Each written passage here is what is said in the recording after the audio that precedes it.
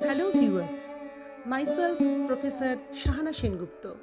Presently, I am associated with Swami Vivekananda Institute of Modern Science, Kolkata as an assistant professor in the Department of Microbiology. First of all, I would like to convey my heartiest thanks to all my viewers and subscribers.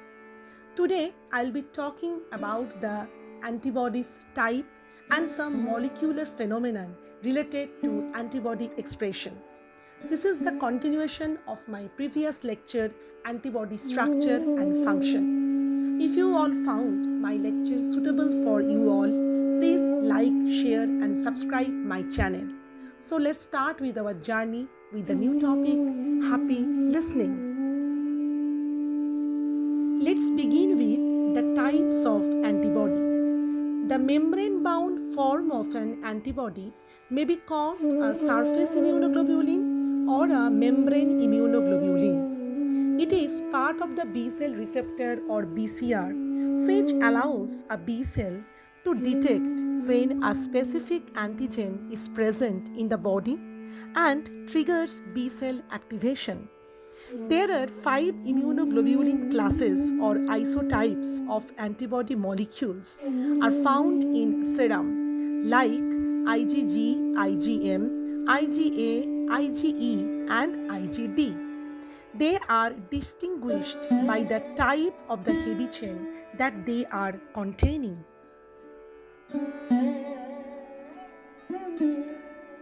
Let's discuss about the human immunoglobulin A or IgA. IgA is the second most common human immunoglobulin in serum. It is secreted in milk and also the most prevalent immunoglobulin in secretions like tears, saliva and mucus. IgA is resistant to digestion and can activate the complement pathway when aggregated. IgA is the first line of defense in the resistance against infection via inhibiting bacterial and viral adhesion to epithelial cells via neutralizations of bacterial toxins as well as viral toxins by both extra and intracellular pathway.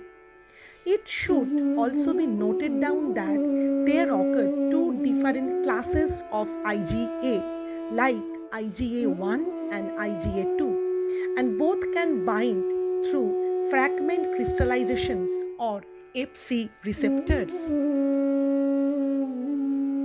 Immunoglobulin D or IgD is primarily found on the surface of B lymphocytes where it functions as a receptor for antigen. Human immunoglobulin D or IgD works with IgM in B cell development. IgD is found in very low levels in serum and does not activate the complement pathway. IgD appears to enhance mucosal homeostasis and immune surveillance by arming myeloid effector cells such as basophils and mast cells. IgD antibodies reactive against mucosal antigens including commensal and pathogenic microorganisms. Human immunoglobulin E or IgE is expressed on the surface of mature B cells. Human IgE is the least abundant Ig in the serum and does not activate the complement pathway. Fragment crystallizations or Fc receptors for IgE are found on eosinophil and IgE binds Fc receptors on mast cells and basophils even before interacting with antigen. As a result of its binding to basophils and mast cells, IgE is involved in allergic reactions. This happens when allergen is bound to IgE on cells and releases various pharmacological mediators which can cause allergies in the body of host cell. Let's talk about human immunoglobulin G or IgG. IgG is expressed on the surface of mature B cells and the most prevalent immunoglobulin in serum and the major immunoglobulin in extravascular spaces. IgG1, IgG2 and IgG3 are complement activators with IgG3 being the strongest. Human immunoglobulin subclasses like IgG1, IgG3 tend to strongly bind fragment crystallization receptors or Fc receptors, whereas the other subclass like IgG2 and IgG4 bind weakly.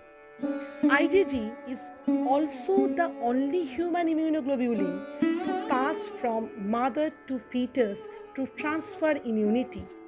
It should be noted that human immunoglobulin subclasses IgG2 does cross placental barrier even, but it does so weakly. Sometimes there occur the presence of high levels of IgG in the host body. High levels of IgG may mean a long-term chronic infection such as HIV, etc. Sometimes levels of IgG also can be higher in the host body due to some other disease like multiple myeloma, long-term hepatitis and multiple sclerosis. When immunoglobulin M or IgM is expressed on the surface of immature as well as mature B cells as monomers.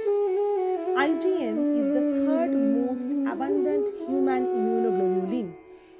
IgM is also the first immunoglobulin to be made by a fetus and virgin B cells when are challenged with antigen. IgM is a strong complement activator as well as agglutinator due to its pentameric structural orientation and binds fragment crystallization receptors or Fc receptors strongly. Each immunoglobulin M class antibody binds to a specific antigen and interaction is similar to a lock and key reaction. Let's focus on a new term that is paratope. Paratope is a very important ingredient or constituents of antibody. Antibodies or immunoglobulins are designed specifically for a particular epitope. Epitope is the part of the antigen through which antigen react with the antibody. The part of the immunoglobulin that binds and fits to this antigenic epitope is called as paratope. It is nothing but a small sequence of amino acids which will create a space to fit in the epitope and form molecular interactions to tightly bind with it. Every time a new antigen with a different epitope comes in contact with these paratopes are trailered with different combinations of amino acids present in the variable domains of antibodies. This is achieved by a process known as somatic hypermutation in B cells, which secrete these antibodies. And before secretion, those antibodies undergo a process known as affinity maturation. I would like to conclude my lecture with the discussions of a very important phenomenon associated with the release of immunoglobulins or antibody. This is known as class switching phenomena. Class switching is the process or biological mechanism whereby an activated B cell changes its antibody production from IgM to either IgA, IgG or IgE depending on the functional requirements. During this process, the constant region portion of the antibody heavy chain is changed but the variable region of the heavy chain stays the same. Since the variable region does not change, class switching does not affect antigen specificity. Class switching occurs after the activation of a mature B cell via its membrane-bound antibody molecule or B cell receptor to generate the different classes of antibody production, all with the same variable domains as the original antibody generated in the immature B cell. After immunization or infection, activated native B cells can switch from expressing IgM and IgD on their surface to expressing IgG, IgA, or IgE. These isotypes or class switch changes the effector function of the antibody and improves its ability to eliminate the pathogen that induce the responses.